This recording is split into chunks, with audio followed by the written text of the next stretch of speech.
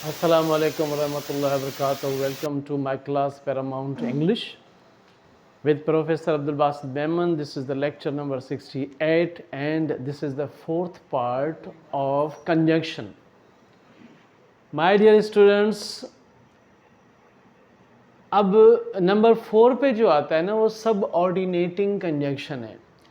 First of all आपने कोरिलेटिव्स conjunctions पढ़े, उसके बाद कंपाउंड पढ़ा, उसके बाद कोऑर्डिनेटिंग पढ़ा, उसके 4 पॉइंट्स पढ़े और अब है सबऑर्डिनेटिंग। जब इसका वर्ड सबऑर्डिनेटिंग है इसका मतलब ये है कि subordinating conjunction joins a clause to another on which it depends for its full meaning.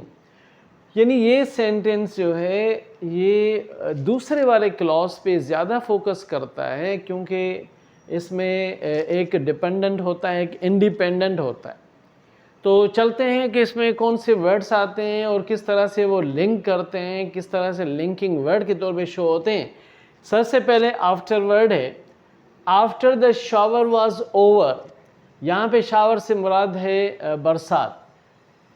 After the shower was over यानी कि बरसात के बाद the sun shone out again, सूरज दोबारा निकल आया या चमकने लगा। उसके बाद बिकॉज है ही रेन अवे, वो भाग गया। क्वेश्चन पैदा होता है ना कि वाई, क्यों भाग गया भाई, क्या हुआ। Because he rain away, because वो भाग गया क्योंकि ही वॉज अफ्रेड, अफ्रेड से मुराद स्केयर्ड है, फियर्ड है कि वो डर गया। उसके बाद इफ़ है, यू विल पास, तुम पास हो जाओगे। इफ़, अगर, यू वर्क हार्ड, अगर आप मेहनत करेंगे। क्योंकि अगर यू विल पास होता फिर इफ़ होता तो सेंटेंस इनकम्प्लीट होता, तो इसलिए यू विल पास, तुम पास हो जाओगे। इफ़, अगर, यू वर्क हार्ड, अगर तुम सख्त मेहनत करोगे। अगर मेहनत ही नहीं करेगा तो पास कैसे होगा। उसके बाद दैट आता है। दैट इन सेंटेंसेस में इस तरह से है जैसे हम उर्दू में कहते हैं ना, फिर मैंने उसे कहा कि, फिर उसने कहा कि, इस तरह से के वर्ड में यूज़ होता है। टेल देम, उन्हें बता दो। दैट के आई विल कम, के मैं आऊँगा या आ जाऊँगा। उसके बाद आता है दो। दो जो है ही फिनिश्ड फर्स्ट, पहले तो उसने मामला ख़त्म किया दो, इसके बावजूद ही बिगेन लेट, कि उसने वो काम देर से शुरू किया। उसने फिनिश फर्स्ट, सबसे पहले उसने ख़त्म किया, इसके बावजूद कि उसने वो काम जो है देर से शुरू किया। उसके बाद आल्दो है, अगरचे की मीनिंग में आता है। अ बुक इज़ बुक, किताब किताब होती है। आल्दो, अगरचे there is nothing in it, चाहे उसमें कुछ ना हो। किताब किताब होती है अगरचे उसमें कुछ ना हो, तो book is book although there is nothing in it, चाहे उसमें कुछ ना हो। उसके बाद आता है टिल। टिल जो है विल यू वेट, क्या तुम इंतज़ार करोगे। टिल आई रिटर्न, जब तक मैं वापस ना आ जाऊं। विल यू वेट, क्या आप इंतज़ार करेंगे। टिल आई रिटर्न, जब तक मैं वापस आ जाऊं। तो यहाँ पर जो है टिल दो सेंटेंसेस को मिलाता है। इसके बाद आता है बिफोर, और नंबर 8 पे वर्ड बिफोर जो है इसका मतलब होता है पहले। आंसर द फर्स्ट क्वेश्चन, पहले सवाल का जवाब दो। बिफोर, इससे पहले। यू प्रोसीड फर्दर, के तुम आगे चले जाओ। इससे पहले कि तुम आगे बताओ, पहले सवाल का जवाब दो। तो यहाँ पर हमारे ये 8 जो हैं वो कंप्लीट होते हैं। और इसमें हमने देखा था कि एक जो सेंटेंस है वो उस अपनी मीनिंग के लिए दूसरे सेंटेंस पे ज़्यादा फोकस करता है, वरना उसके बगैर उसका सेंटेंस कंप्लीट नहीं होता। तो बेटा अब आते हैं इसके नेक्स्ट उस पर। अब नेक्स्ट में हम देखते हैं कि इसमें क्या है। नंबर 9 पे चलते हैं। रेफरेंस और एग्जाम्पल नंबर 9 में हम दे रहे थे, वर्ड है अनलेस।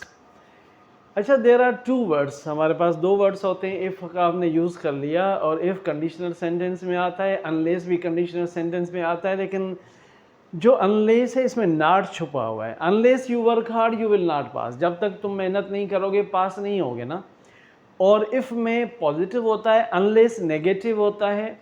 अब आप देखिए कि अनलेस ही विल नॉट पे, वो अदा नहीं करेगा, मतलब पैसे नहीं देगा। अनलेस ही इज़ कंपेल्ड, जब तक उसे मजबूर ना किया जाए। यहाँ पे ना आना ज़रूरी है। वो पैसे नहीं देगा जब तक उसे मजबूर ना किया जाए, अनलेस माने इफ़ नॉट। क्लियर बेटा? आगे चलते हैं। नंबर 10 में हमारे पास वर्ड एज है। जैसा हम उर्दू में कहते हैं ना, जैसा कि मिसाल देते हैं ना, जैसा कि ये, जैसा कि वो। As he was not there, जैसा कि वो वहाँ नहीं था। I spoke to his brother, तो मैंने बात की उसके भाई से। अब जैसा कि वो था ही नहीं जिससे बात करनी थी, तो जैसा कि वो नहीं था तो मैंने उसके भाई से बात कर ली। उसके बाद वर्ड आता है वेन। वेन का मतलब दो वर्ड्स मीनिंग में आते हैं, मतलब इसके दो मीनिंग्स होते हैं, जब और कब।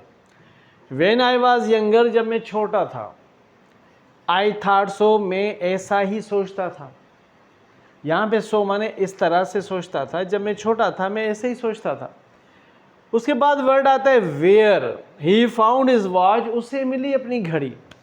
वेयर कहाँ, यानी जहाँ या कहाँ। अगर क्वेश्चन होगा तो कहाँ, वरना बीच में तो जहाँ। जहाँ ही हैड लेफ्ट इट, जहाँ उसने वो छोड़ी थी।